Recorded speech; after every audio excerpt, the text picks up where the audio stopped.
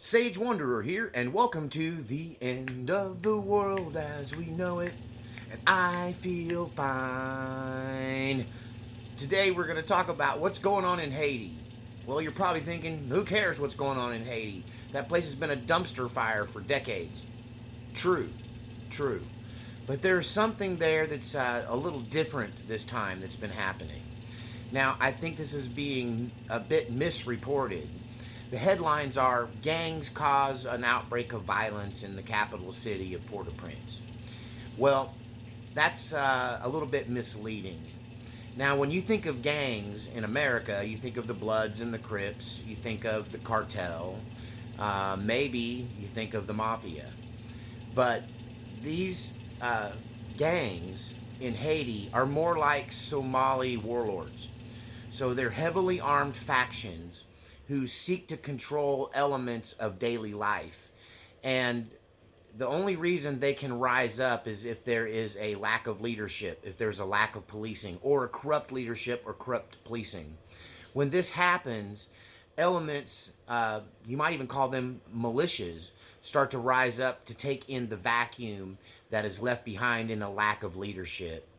Now, these people don't really appear to be gangs. They appear to be highly trained and well-equipped militia. And this broke out on February 29th. They've been fighting with the police for a couple of years now. But a major change in the weather occurred on February 29th when several of these different diverse gangs with different agendas controlling different parts of Haiti all joined together under the leadership of one person known as Barbecue. He's not your typical gang leader. He's a former Haiti police officer, and he is calling for political change in Haiti. So this isn't so much a criminal activity as this is a revolution occurring in Haiti. And so the Haitian police have a reputation for being harsh-handed, for being totalitarian, and there's a lot of corruption in the Haitian government. So when Haiti's president went to Africa to speak to several African leaders there to try to put together an African coalition of peacekeepers, of troops to come and put down this ongoing problem with the gangs, this is when Barbecue and his coalition of gangs or militias made a move to overthrow the government. They sacked a couple of police stations. They attacked and freed thousands of prisoners from two of the major prisons in Port-au-Prince and around in surrounding areas. And the reason being, a lot of the people in those prisons were members of their militia or gang that have been already rounded up by the police. And so they freed the entire population of these prisons loose on the street. There's been ongoing gun battles, and the last that I heard, these Haitian militia have control of 80% of Port-au-Prince. And they're declaring that they will keep fighting with every last drop of blood. This is coming from Barbecue himself. And that the only way they're going to stop is if the Haitian president resigns. They also made a run on the international airport in Port-au-Prince, and they didn't quite succeed in taking it, but the very attempt of taking it shut it down, and many airlines canceled flights. And so this president who was in Africa can't get back. You know, that's kind of a tactic that people overthrowing a government will use. They'll make their move when the president or the king is not in country, and make it impossible or very, very dangerous for him to return, and then take over in his absence. That's what the attempt was here. It was premeditated, it was planned out, and it looks to me that they were almost completely successful, but they've been stopped short of their goals. So this is not just gang violence, this is an open revolution, a civil war now in Haiti. And the big question as it relates to America is, could this sort of thing happen here? What if the Bloods and the Crips and the Latin Kings and the Mexican cartel and the Colombians all joined forces with Black Lives Matter and the John Brown Gun Club, the Antifa militia, What if they all joined together and made a run at the capital of the United States? Is it possible something like that could succeed? Well, I believe that although anything is possible, I don't believe that they could actually pull it off. And the main reason is the members of the left do not possess the weaponry and the skills of, say, a right-wing militia. Right-wing militias have been training for decades, in some cases generations, and they have the equipment and the ability and the numbers to pull off this sort of thing. If there was ever going to be an armed rebellion against the United States and the sacking of our capital and potentially the capturing of the president, I believe that the best chances for something like that happen would be from the right. And it's mainly because of their abilities, their skills, their military experience, and also financial support. So they would also have the financial support of wealthy people. Anytime you have that combination, a revolution is highly possible and likely to succeed. On the other hand, a people's revolution is harder to pull off. It usually lacks leadership, it usually lacks organization, it usually lacks funds. In the case of the Haiti rebellion, what you have is this coalition under a single leader, under Barbecue. So it has more potential to succeed. The fact that they struck at a time when the president was out of nation. The last I heard, now this has been, it's hard to get fresh news, but the last I heard, the president had returned from Africa but was in Puerto Rico because he was unable to secure his arrival in Haiti without the threat of being assassinated or the motorcade overran. So will he return to Haiti? He may have already, I don't know, as of this morning. But that's his intention.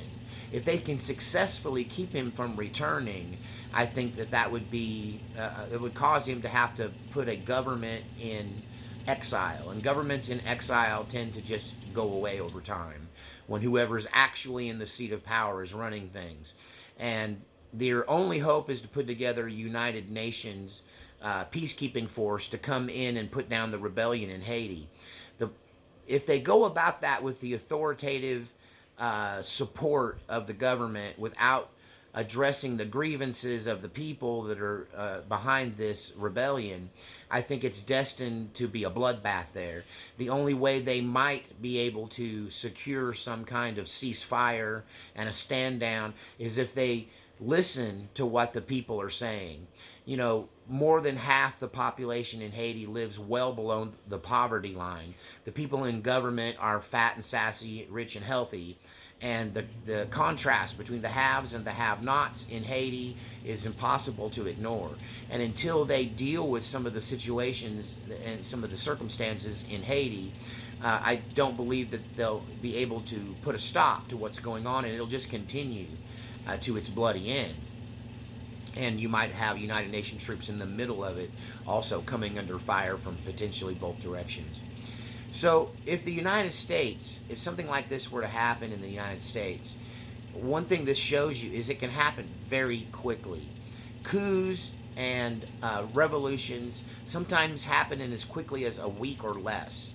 You know, if you want to see a reflection of Haiti, look back at the Liberian Civil War in the American Liberian nation in Africa, where a military leader just put together a small hit squad and they just took over the capital.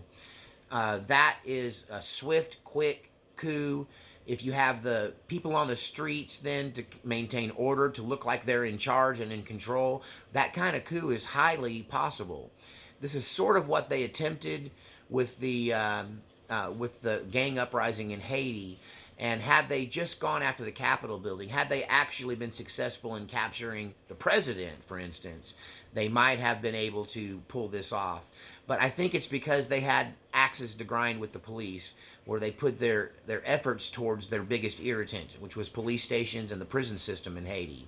Had they gone directly for the governor, I mean the government, had they gone directly for the airport, there is a potential that they could have succeeded through the element of surprise. And if there's any kind of coup or any kind of attack against our whoever's in charge of the government from whichever side, it would have to be swift.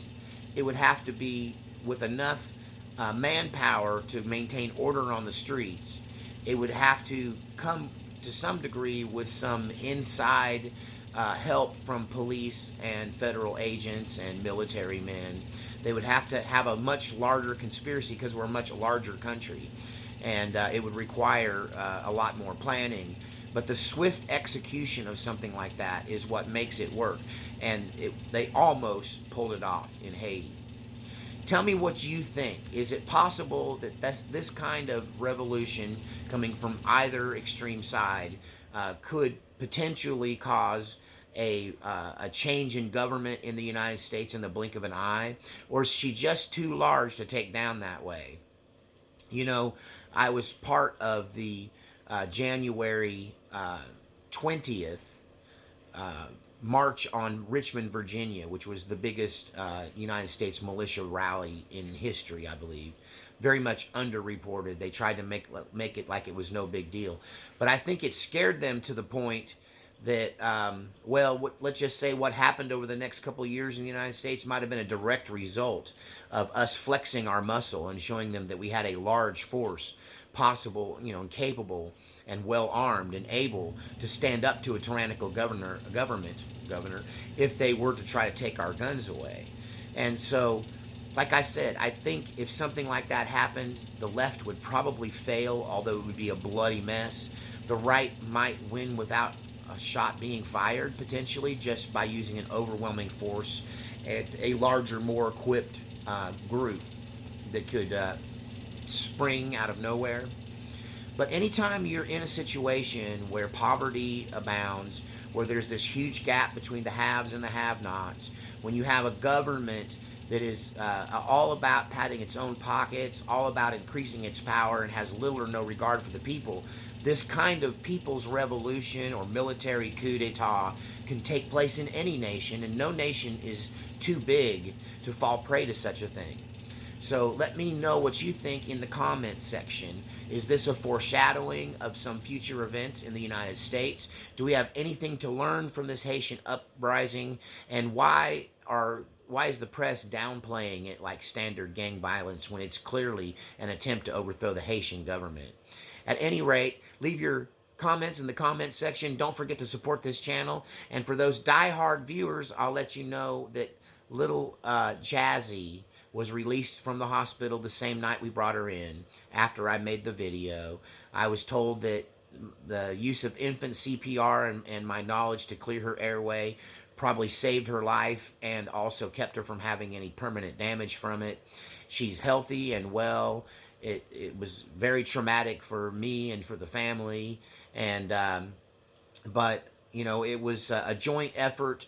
The mom was able to see that the baby was in distress, and she had enough trust in me to know that I might know what to do, and her getting the baby to me quickly and me quickly acting to clear her airway and to give her CPR and to start her breathing back again saved the baby's life. So, and not to mention the fact that it was give the baby a puff and say, Jesus, save this baby. Give the baby a puff and say, Jesus, save this baby. So obviously God was at work here. And I just got to step up my prayer life and protection of this young family, because the devil will try to take me out by attacking them. And I realize that's always been a possibility. And the more I start to love them and the more we start to become like family, the more at risk they are. So please pray not just for me, but for the family that lives in my cabin next to me, because I'm the adopted grandpa, and they did all recognize me at the hospital as grandpa. No explanation needed. This is Jazzy's grandpa, and that made me feel good. So I thought I'd give you that update, and yeah, we'll talk to you later this week. Don't forget to support the channel with your donations. Buy me a cup of coffee if you like the content, and we'll see you next time. Let's hope it's not the end of the world as we know it. Leonard Bernstein style. All right, we'll see you next time. Leonard Bernstein.